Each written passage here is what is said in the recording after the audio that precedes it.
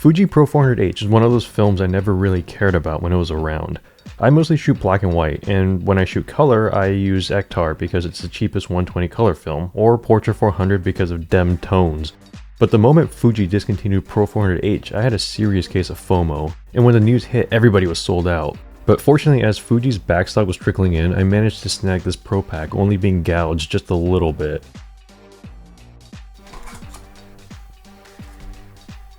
Prior to the discontinuation, I shot Pro 400H once. This was years ago when I was testing a camera that I only had for one evening, so I had to blast through an entire roll as quickly as I could. It didn't help that it was an ugly overcast day, and the only thing I really remembered about this roll was that it was unremarkable. That impression stuck with me all throughout these years, but now that I have this Pro pack, and the fact that it's most likely going to be the last time I'll have a chance to shoot Pro 400H, I figure I have a little bit of catching up to do, just to see what I missed out on all these years. The first roll I shot was bog standard box speed. After seeing these scans, my first thought was, this isn't as terrible as I thought it was going to be. The Fuji green is still strong in this film, and while I prefer the warmer Kodak colors, this isn't bad. And like I suspected, my very first roll might have just been unfairly judged.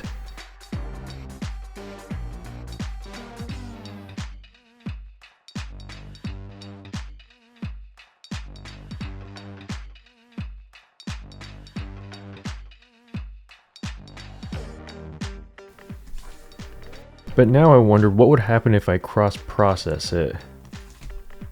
This roll was cross-processed in E6 chemistry, and a quick refresher, when you cross-process C41 film in E6 you have to overcompensate by two stops, either by overexposure or overdevelopment.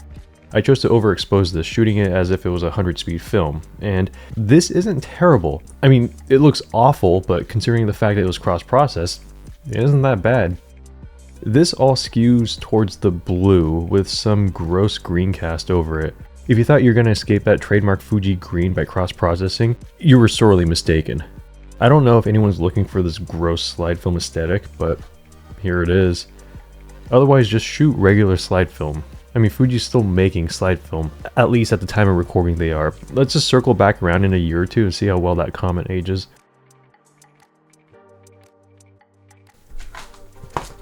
I then cross-processed another roll. This time I did it in black and white chemistry, and it came out really dense. When I tried to scan it, it came out all thin, and it's hard to see on camera, but if you look closely at the actual image on the film, it looks properly exposed and developed. It's just this base that looks super cooked. And I don't think it was because of something that I did. This is partially spoiling something for a future project, but at the same time that I shot this roll, I shot a roll of Portra 400 and did the exact same thing, even developed it in the same tank at the same time, and this looks a lot healthier. Alright, let's just pretend you never saw that. When I tried to trichrome this, it came out really sad. The greens were the only thing that came out relatively okay, and I also accidentally mixed up the backs, and long story short, I screwed up these last two trichromes, so just don't look at them. This roll was a complete mess. To further complicate this whole dark base thing, here's a roll that I bleach bypassed. At a glance, it looks similar, if not worse, than the black and white roll, but when I scanned it in, it looks great. I always like the look of bleach bypass. I like the desaturation and the moody contrast, and there's also this bonus utility of bleach bypass. Many years down the road, when the color dyes of this film starts to fade away, there will at least be a layer of silver left behind, leaving behind this usable black and white image.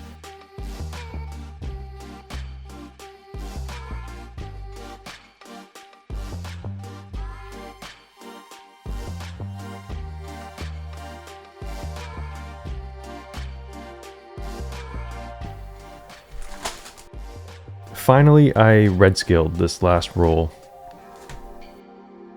I was hoping for something exciting, but it just looks like regular old redscale.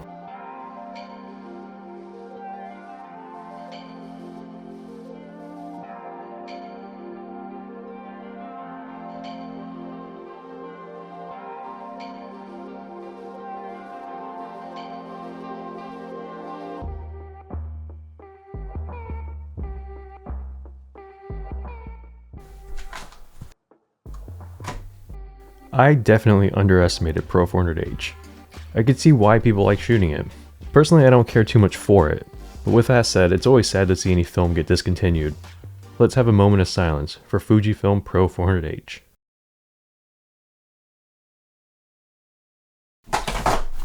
Pro 400H is dead. All hail Portra 400.